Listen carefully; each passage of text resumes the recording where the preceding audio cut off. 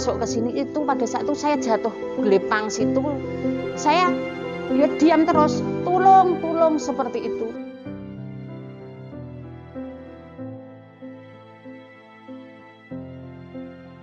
Ibu Sri Handayani atau kerap disapa Bu Han, perempuan berusia 50 tahun yang merupakan seorang tenaga pendidik di sekolah dasar yang jauh dari perkotaan.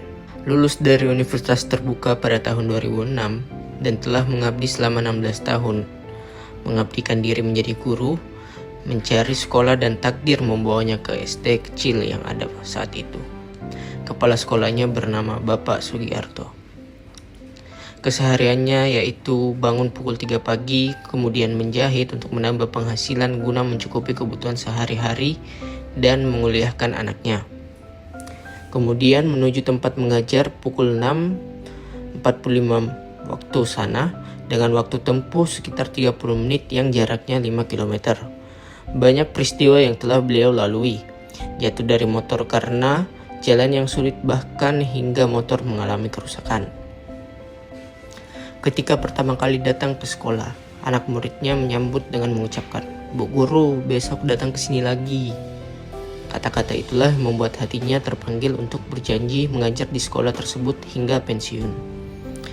Beliau mengajar dengan ikhlas sepenuh hati, pernah menolak ketika ditawari pindah ke sekolah lain meskipun gajinya tidak cukup. Beliau tetap dengan janjinya, apalagi ketika suaminya meninggal dan ia akan mengambil cuti. Kepala Kadus Wates justru memohon untuk tetap mengajar karena tidak ada lagi guru yang lain. Hal itu semakin memantapkan niatnya dalam mengabdikan diri. Beliau percaya emas dimanapun berada tetaplah emas. Dengan berbekal ketulusan berharap anak didiknya dapat menggapai pendidikan setinggi-tingginya. Dengan segala keterbatasannya, Bu Han berharap jalan yang dilaluinya setiap hari untuk segera diperbaiki agar mempercepat waktu dan menjaga keselamatannya. Dalam film dijelaskan seorang ASN yang saat ini menjadi seorang guru di SD kecil pojok Dusun Wates, Kecamatan Pulo Kulon, Kabupaten Grobogan. Beliau sudah sejak lama mengabdikan diri untuk SD tersebut. Dalam film tersebut dijelaskan bagaimana kesulitan yang dialami oleh seorang ASN tersebut dalam menjalankan tugasnya, mulai dari buruknya infrastruktur, baik dari jalanan yang mengalami kerusakan hingga infrastruktur sekolah yang masih kurang memadai dan masih kurang perhatian, seperti terbatasnya buku-buku untuk para pelajar, rusaknya atap-atap dinding sekolah. Dengan keterbatasan yang ia miliki, seorang ASN ini tidak pernah menyerah dan menjalankan sila kelima Pancasila, keadilan sosial bagi seluruh rakyat Indonesia, yang dimana ia tetap mau mengabdikan diri di daerah tersebut walaupun dengan segala keterbatasan yang dia hadapi. Nilai-nilai berakhlak yang terkandung dalam video tersebut diantaranya 1. Nilai berorientasi pelayanan.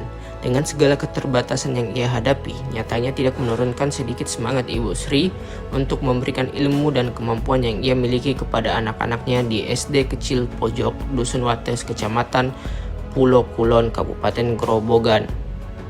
2. Nilai akuntabel.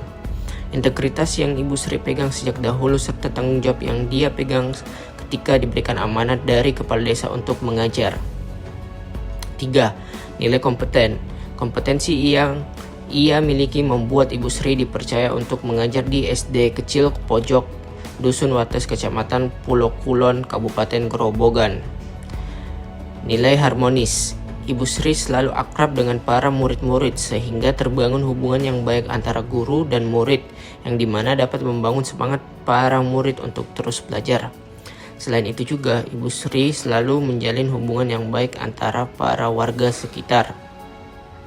Nilai loyal.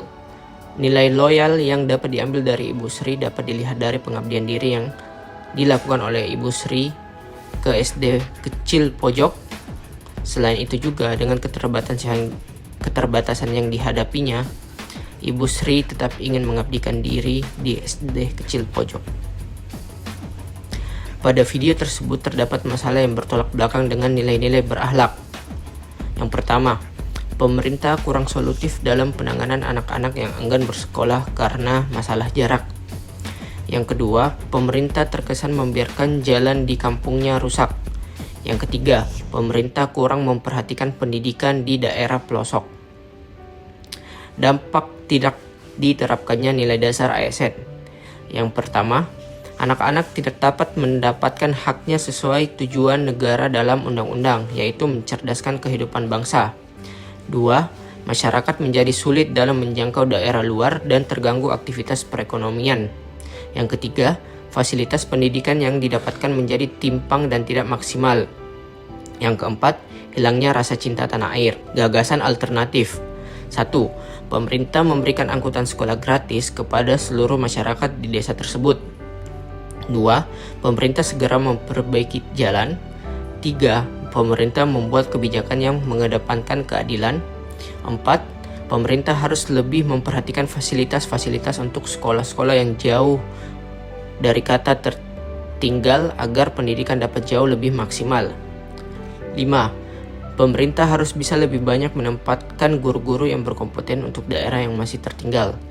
Dan keenam, pemerintah mengajak masyarakat untuk menjaga dan mengawasi wilayahnya dalam hal pembangunan melalui program desa. Tentu gagasan-gagasan alternatif ini akan berorientasi kepada nilai-nilai berakhlak seperti nilai berorientasi pelayanan, adaptif, akuntabel, kompeten, dan harmonis.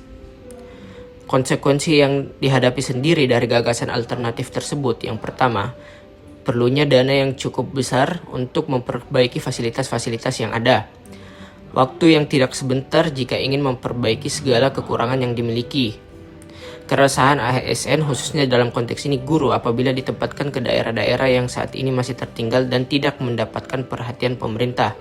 Dan perlu kesadaran diri bagi setiap masyarakat untuk sukarela berkontribusi dalam menjaga pembangunan di daerahnya. Pada akhirnya, seorang ASN sebagai pelayan masyarakat harus memberikan dedikasi yang tinggi seperti yang dilakukan oleh Ibu Sri Handayani.